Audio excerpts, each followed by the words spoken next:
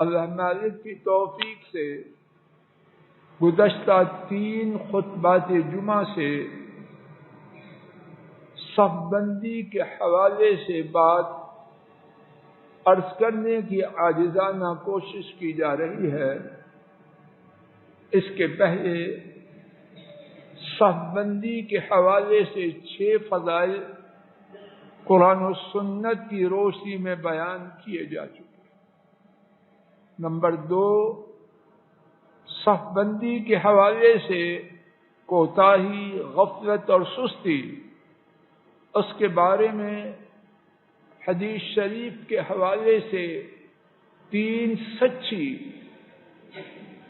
وعید کی احادیث اللہ کی توفیق سے عرض کی جا چکی ہے۔ گفتگو کا تیسرا حصہ کہ اس بارے میں ہمارے نبی کریم صلی اللہ علیہ وسلم نے کیا کچھ تاکید فرمائی۔ آپ کے ارشادات عالیہ میں سے صرف 6 احادیث 6 عنوانوں کے ضمن میں عرض کرنے کا انشاءاللہ ارادہ ہے۔ ایک عنوان کے تحت ایک حدیث شریف گزشتہ خطبہ جمعہ میں بیان کی جا چکی، آج کے خطبہ کی پہلی حدیث۔ امام بخاری رحمہ اللہ اس حدیث کو روایت کرتے ہیں سیدنا انس۔ کون انس؟ مدینہ طیبہ رسول کریم صلی اللہ علیہ وسلم تشریف لائے، ان کی والدہ نے حضرت صلی اللہ علیہ وسلم کی خدمت کے لیے آپ کو پیش کیا، آپ نے قبول فرمایا۔ آپ کی وفات تک اللہ پاک نے انہیں رسول کریم صلی اللہ علیہ وسلم کی خدمت کا موقع نصیب فرمایا۔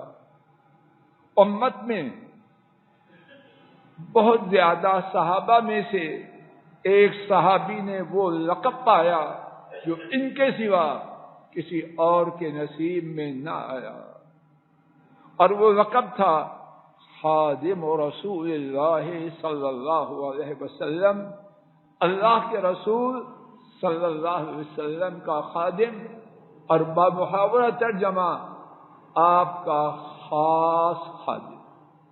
شاید اسی کو آپ ویلٹ کہتے ہیں، VALET، آپ کا خصوصی خادم۔ اب وہ بیان کرتا ہے، اور یہ بات جو میں نے عرض کی ہے اس مقصد کے لیے، ایسا بندہ جو اتنی لمبی مدت خدمت رسول صلی اللہ علیہ وسلم کے لیے وقف کیا ہوا اور خادم رسول کا لقب پانے والا، حضرت صلی اللہ علیہ وسلم کے حوالے سے جو بات بیان کرے گا اس کی حیثیت کیا ہو۔ انہوں نے فرمایا کہ نبی محترم صلی اللہ علیہ وسلم نے ارشاد فرمایا، اپنی صفوں کو درست کرو، بس یقیناً صفوں کا درست کرنا نماز کے قائم کرنے سے ہے۔ میرے ساتھ اس حدیث شریف کے حوالے سے 2 باتیں انتہائی اختصار سے توجہ سے سماعت فرمائیں۔ پہلی بات، صفوں کا درست کرنا کیسے ہے؟ اپنی مرضی سے۔ ہمارا دین موم کی ناک ہے، موم کی ناک ہے جیسے چاہیں موڑیں نہیں۔ مراد یہ ہے صفوں کو درست کرو جس طرح میں محمد صلی اللہ علیہ وسلم نے آپ حضرات کو ہدایات دی ہے۔ دوسری بات، اس حدیث شریف کے حوالے سے صفوں کا درست کرنا، کچھ ساتھی اللہ ان پر رحم کرے، ہمارا اور ان کا سینہ حق کے لیے کھول دے، کہتے ہیں یہ بھی کوئی موضوع ہے جس کے بارے میں بات کی جائے۔ میرے سامنے دو کرنل، اور ماشاءاللہ میرے خیال میں صحیح معنوں میں کرنل، ان سے میں پوچھتا ہوں فوج میں صفیں درست کرواتے ہیں کہ نہیں؟ کوئی توجہ ہے کہ نہیں؟ بیکار کام ہے۔ صفیں درست کرواتے کرواتے جوش نکال دیتے، ایسے ہی ہے کہ نہیں؟ اور جو صف سیدھی نہ کرے اس کو نشان حیدر دیتے ہو۔ کتنا اہتمام ہے، وہاں اعتراض نہیں۔ اور نماز میں جہاں محمد کریم صلی اللہ علیہ وسلم نے صفوں کی درستگی کے بارے میں بہت کچھ فرمایا، اس کے حوالے سے بات ہو ناک منہ بنا لو، ٹھیک ہے جی بنا لو، بنا لو۔ جو آپ نے دینا ہے اللہ کے فضل و کرم سے ہم اس سے بے نیاز ہیں، نہ دینا، بلکہ دو گے بھی تو ہم نے نہیں دینا، ناراض ہو تو ہوتے رہو۔ دوسری بات کیا ہے؟ صفوں کا درست کرنا۔ خان صاحب جی بات واضح ہو رہی ہے، نماز کے قائم کرنے سے۔ اب قرآن کریم اٹھائیے، اللہ کریم نے نماز کے بارے میں کیا حکم دیا ہے؟ اقیموا الصلاۃ۔ اور نماز کے قائم کرنے میں صفوں کا درست کرنا ہے۔ فتویٰ دینا میری طاقت سے اوپر، یہ مفتی حضرات دیتے ہیں، میں مفتی تو نہیں، یا علماء دیتے ہیں، میں تو ایک طالب علم ہوں، صرف اپنی اور آپ کی توجہ دلوانا چاہتا ہوں، ایسا نہ ہو غفلت ہی میں دنیا سے چلے جائیں۔ ہمیں قرآن کریم میں بار بار شیخ صاحب جو حکم دیا گیا کس بات کا؟ نماز کو بولو، سب بولو۔ اور حضرت صلی اللہ علیہ وسلم نے فرمایا صفوں کا درست کرنا نماز کے قائم کرنے میں سے ہے۔ اب اگر صفیں سنت کے مطابق درست نہ ہوگی، وسیم جی غیر آدمیاں بیٹا بہت، اگر صفیں سنت کے مطابق درست نہ ہوگی تو نماز کی اقامت کے بارے میں آپ کیا فرمائیں؟ میں کچھ کہنے کی جرات نہیں کر سکتا۔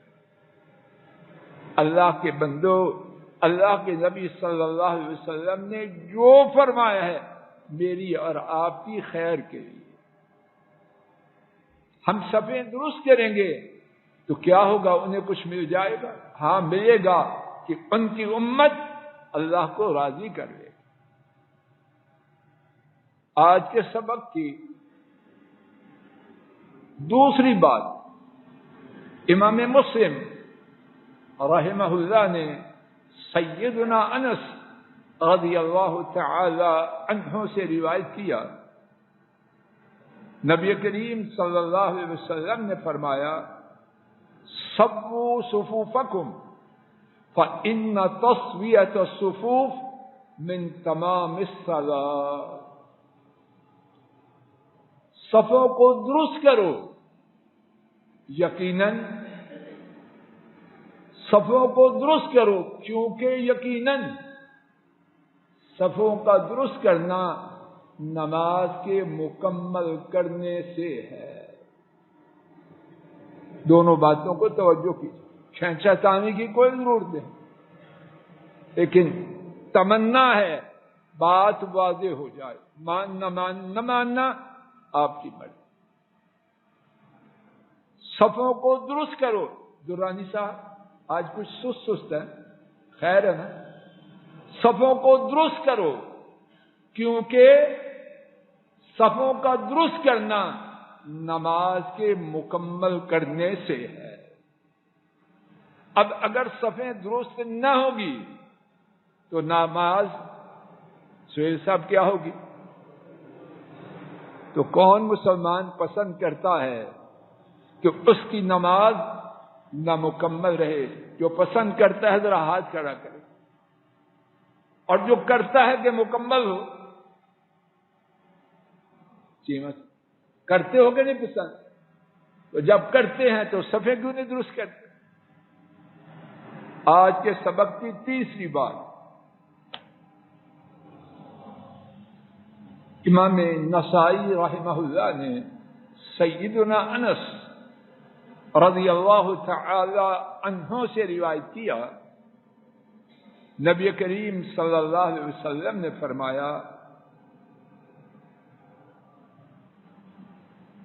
حضرت انس رضی اللہ عنہ روایت کرتے ہیں، ان النبی صلی اللہ علیہ وسلم کان یقول استووا استووا استووا فوالذی نفسی بیدہ انی لأراکم من خلفی کما اراکم من بین یدی، او کما قال صلوات ربی وسلام علیہ۔ نبی کریم صلی اللہ علیہ وسلم نے فرمایا نہیں، الفاظ شریفہ کا ترجمہ توجہ سے سماعت فرمائیے، بے شک نبی کریم صلی اللہ علیہ وسلم فرمایا کرتے تھے۔ ڈاکٹر نیازی صاحب بات واضح، ایک ہے فرمایا، یہاں حدیث میں فرمایا ہے نہیں، کیا ہے؟ بے شک نبی کریم صلی اللہ علیہ وسلم فرمایا کرتے تھے۔ صفوں کو درست کرو، صفوں کو درست کرو، صفوں کو درست کرو۔ اس ذات کی قسم جس کے ہاتھ میں میری جان ہے، یقیناً میں تمہیں یقیناً اپنے پیچھے سے دیکھتا ہوں جیسے میں اپنے آگے سے دیکھتا ہوں۔ اس حدیث شریف کے حوالے سے میرے ساتھ 3 باتوں پر غور کیجیے۔ نمبر 1، یہ حدیث شریف میں جو بات بیان کی گئی ہے، آپ نے بات 1 دفعہ کہی، 2 دفعہ کہی، 10 دفعہ کہی نہیں، یہ ماضی استمراری ہے، پاسٹ کنٹینیوس ٹینس۔ اور ماضی استمراری میں کام 1 دفعہ ہوتا ہے، 2 دفعہ ہوتا ہے، تسلسل سے ہوتا ہے۔ آپ کی یہ عادت مبارکہ تھی کہ آپ فرماتے، اور کون بیان کر رہا ہے؟ سیدنا انس، لمبی مدت کا خادم خاص۔ دوسری بات، جج صاحب کی بات واضح ہو رہی ہے، کوئی قانونی سکم تو نہیں۔ استووا استووا استووا 3 دفعہ، صفوں کو درست کرو، صفوں کو درست کرو، صفوں کو درست کرو۔ اگر نبی محترم صلی اللہ علیہ وسلم نہیں، باپ، باضمیر باپ اپنے باحیا بیٹے کو 1 دفعہ کہے اور وہ عمل نہ کرے، باپ کیا چاہے گا؟ بولے نہ بولے، چاہے گا کیا؟ میرا دل نہیں کرتا کہ وہ میں زبان سے، اور اللہ کسی کا بیٹا ایسا نہ ہو جو ہے، اللہ اس کو سیدھا کر۔ کیا تکلیف ہوتی ہے باپ، اور ساری کائنات کے باپ مل جائیں، اللہ کے رسول صلی اللہ علیہ وسلم کی حیثیت تمام باپوں کی مجموعی حیثیت سے زیادہ۔ آپ نے حکم دیا کتنی دفعہ؟ اور زندگی میں 1 بار۔ انس کہتے ہیں کہ یہ آپ کا طریقہ مبارکہ تھا۔ تیسری بات اس حدیث کے حوالے سے، فوالذی نفسی بیدہ انی لأراکم من خلفی کما اراکم من بین یدی۔ اس ذات کی قسم، معاذ اللہ، کوئی ووٹ مانگ رہے، چندہ مانگ رہے، میری اور آپ کی خیرخواہی کے لیے قسم کھا رہے ہیں کہ بات عقل اور سمجھ میں اتر جائے۔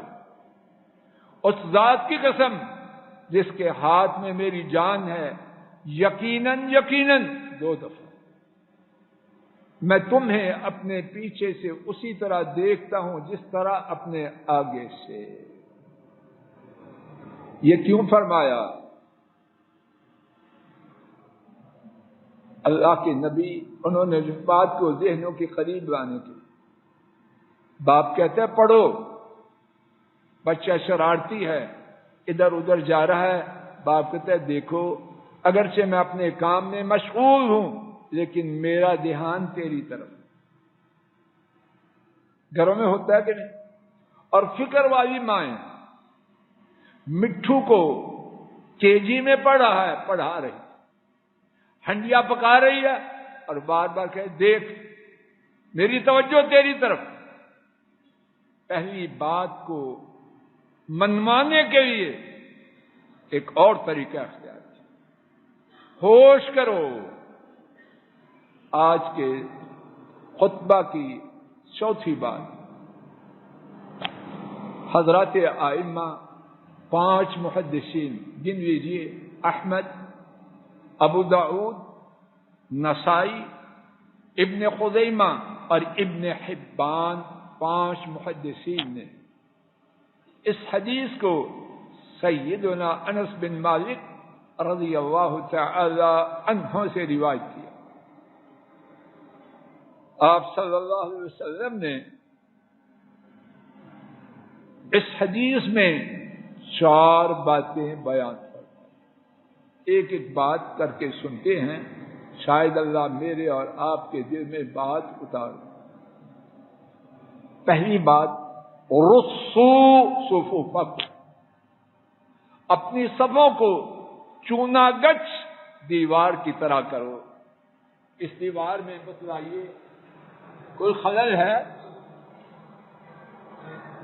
سہیل صاحب جی انجینئر ہے نا آپ، یہ چونا گچ ہے، اس میں کوئی خلل ہے؟ کہتے ہیں جی درمیان میں فاصلہ رکھو۔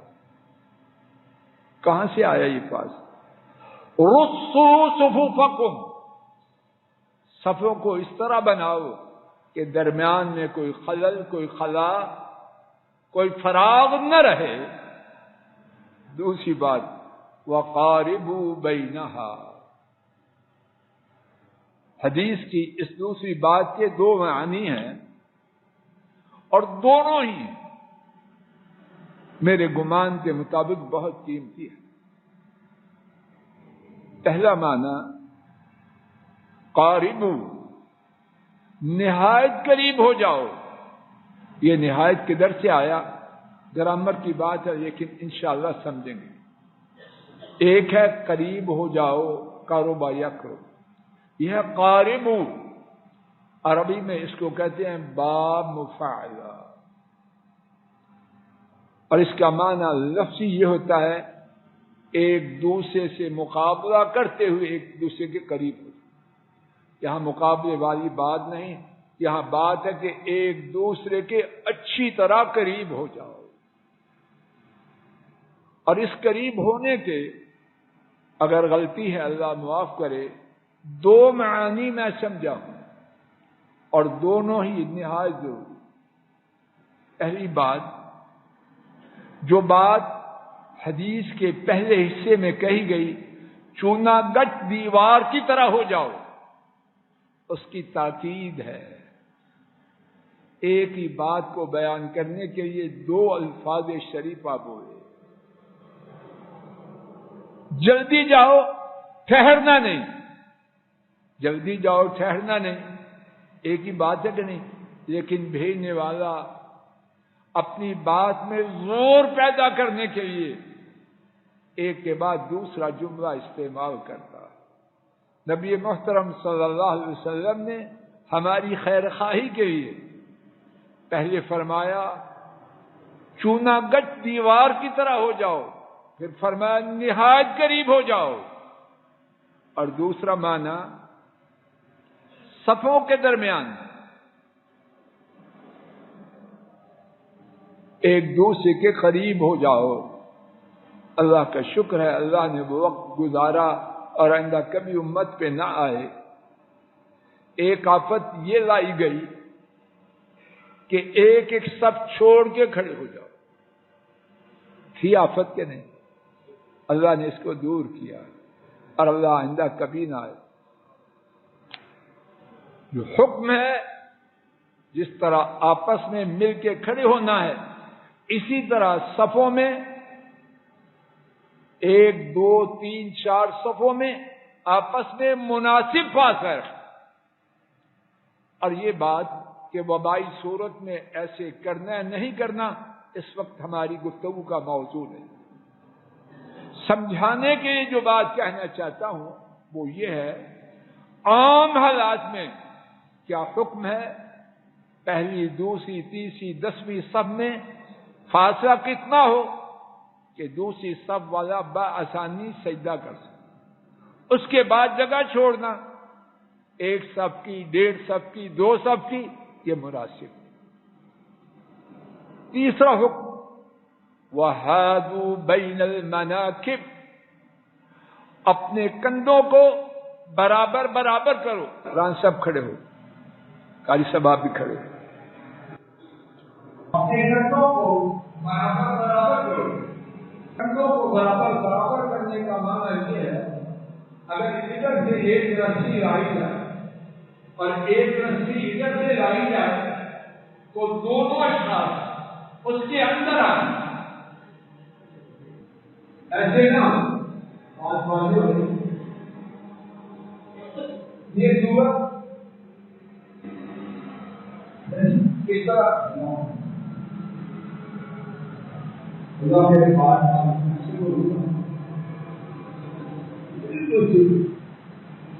کتنا اہتمام تھا اور آج ہماری کہتے اور یہ تب ہوگا جب کندھے ملائے جائیں. جب کندھے ملائے بھی جائیں بچی ہوگا صحیح. چوتھی بات فوالذی نفسی بیدہ، اس ذات کی قسم، اللہ کتنے مہربان ہیں ہمارے، قسمیں کھا کھا کے بات ہمیں سمجھا رہے ہیں. کچھ مانگ رہے ہیں یا دے رہے ہیں؟ اور وہ دے رہے ہیں جو جنت پہ پہنچانے والے، جنت میں پہنچانے والے. انی لأری الشیطان، اس ذات کی قسم جس کے ہاتھ میں میری جان ہے، یقیناً میں شیطان کو دیکھتا ہوں. یدخل من خلال الصف کأنها الحجر، یقیناً میں شیطان کو دیکھتا ہوں وہ بکری کے کالے بچوں کی طرح صف کے درمیان گھس جاتا ہے. اب اگر خلا رہے گا، پہلے 3 احکامات کی پابندی نہ ہوگی تو کیا نتیجہ ہوگا؟ کیا ہوگا نتیجہ؟ شیطان بکری کے کالے بچوں کی طرح صفوں کے درمیان بولو گھس جائے. اور جب شیطان گھس جائے گا تو وہی ہوگا جو ہمارا حال ہو رہا ہے. نمازیں پڑھیں، آپس میں لڑ رہے، خون کے پیاسے ہیں، عزت پر ڈاکے ڈالتے ہیں.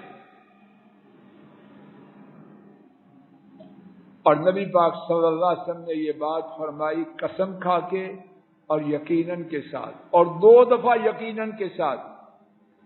آپ کا فرمان درست ہے یا معاذ اللہ؟ اللہ مجھے آپ کو نبی کریم صلی اللہ علیہ وسلم کے ارشادات کے مطابق صفوں کے درست کرنے کی توفیق عطا فرمائے، اور اس بارے میں جو ہماری غلطی کوتاہی ہے وہ اپنے فضل و کرم سے معاف فرمائے. وآخر دعوانا عن الحمد لله رب العالمين.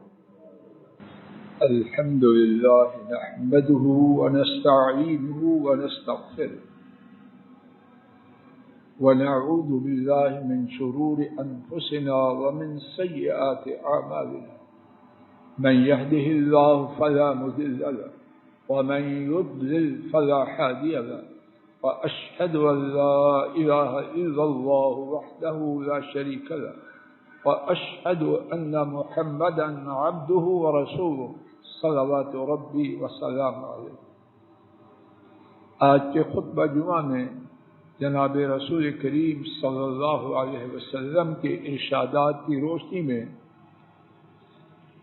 4 باتیں صف بندی کے حوالے سے بیان کی گئی۔ اللہ تعالیٰ اپنے فضل و کرم سے سنت کے مطابق صف بندی کی توفیق عطا فرمائے اور اس بارے میں ہماری کوتاہی کو معاف فرمائے۔ اللهم صل على محمد وعلى آل محمد كما صليت على إبراهيم وعلى آل إبراهيم إنك حميد مجيد اللهم بارك على محمد وعلى آل محمد كما باركت